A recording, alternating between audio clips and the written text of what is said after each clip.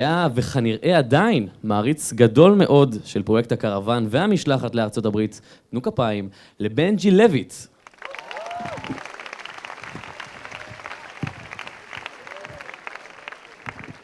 Toda. Thank you guys so much. Wow, what an honor to be here.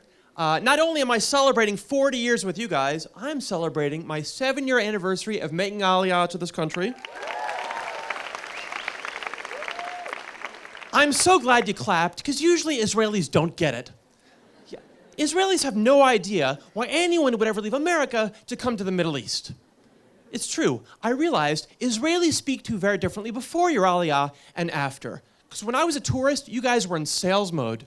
Oh, Israel is great, the people, the beaches, we are family. After, we were joking. You believed us? Why you want to live here? What happened to the other guy? He moved to New York. You may be wondering, why am I here? Why is an American here? I will tell you, I am probably the biggest Tsofim and Caravan groupie ever. I mean, seriously. Okay, Caravan of 1992, if you were Tel Yehuda and remember some nerd going up on stage and like ripping his shirt off and he had like an Israeli flag on his chest in marker, that was me. That was me. Thank you. My connection to Israel started about 30 years ago, a long time ago, at Camp Young Judea, Texas. Anyone know Young Judea? Do you guys know? Oh, wow.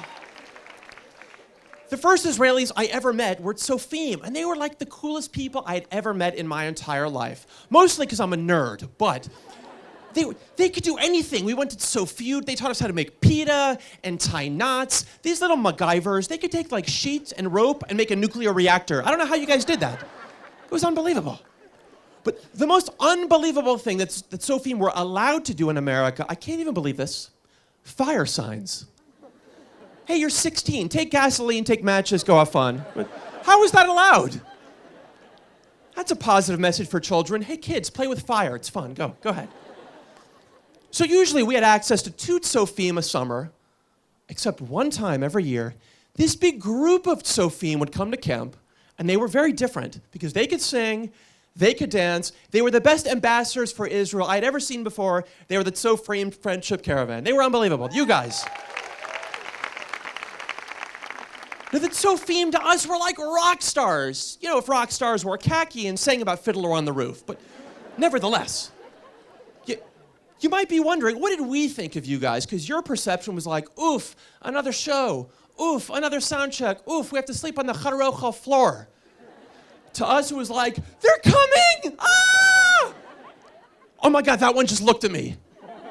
Oh my God, he gave me his t-shirt. Oh my God, they are so hot. We thought you guys were so hot. Seriously, you were like the most beautiful Israelis we'd ever seen. You had a ruach, you were singing, you were dancing. I was 10 years old. I heard Shirat Tsofim. By the end of it, I had chest hair. I had been launched into puberty. I don't know how that happened.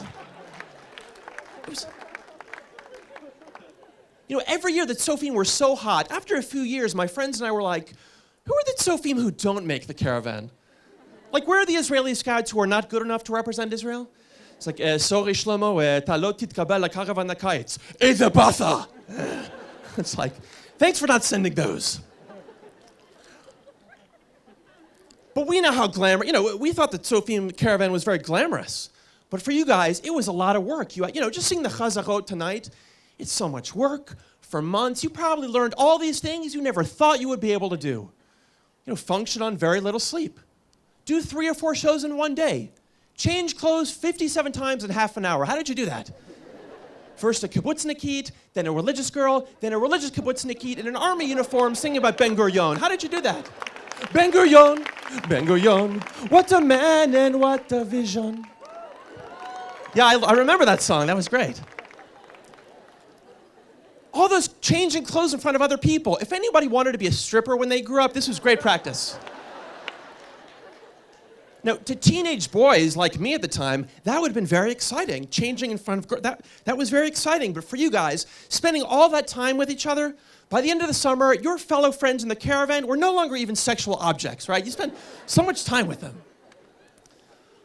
But so much work you had to, you know, setting up and unloading the U-Haul and breaking down and putting up the banner and sound checks and checking the microphone. I have a friend who was in the Tsofim. He told me 30 years later, he still wakes up in the middle of the night having flashbacks and sweating. It's like Waltz with Bashir, but you're not in Lebanon, you're at the New Jersey JCC camp. You know, and I'm sure it wasn't always so easy. How did you always have a smile on your face all the time? You know, it couldn't have been so easy. You know, every show, like performing at a Beit Avot, a nursing home. You know, you're excited, you go down in the crowd, you get right in someone's face, and he decides it's a good time for nap time. Shnenu yachad. You want him to get up and dance, but he might have a heart attack. Guys, I know in the Beit Avot, they loved you guys. I'm sure after the show, they would have told their grandkids about you, but after you left, they forgot it even happened. Man. You know, we hoped we were hospitable. I hope we were a good host to you guys, you know. I'm sure it was not easy being on the road for 2 months. Oh, thank you. I'm sure it was not easy. You probably missed Israeli food. Fortunately, we knew that, so when you came to camp, we had Israeli food waiting for you. Right? It tasted just like here, didn't it? Unfortunately, every camp would do the same thing, so every day for 2 months, you had falafel, which tasted like dog shit. Am I right?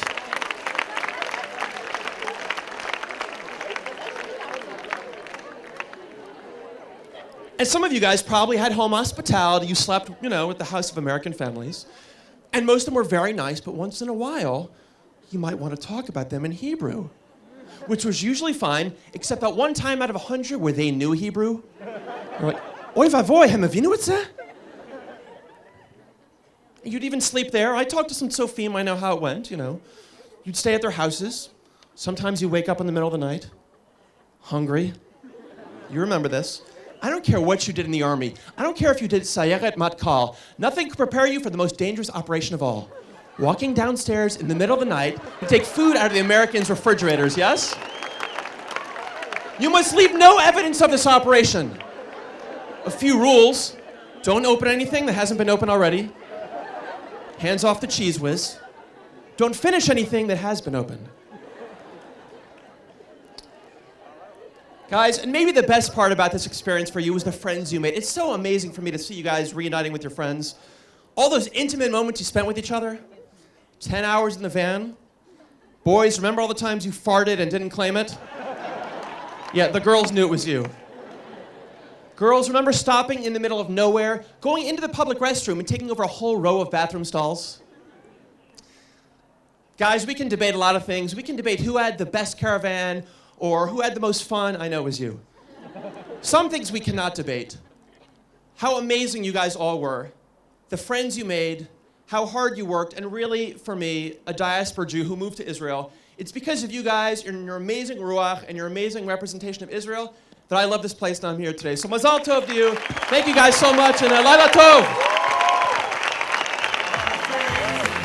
Thanks again to Benji Lovitt. Thank you.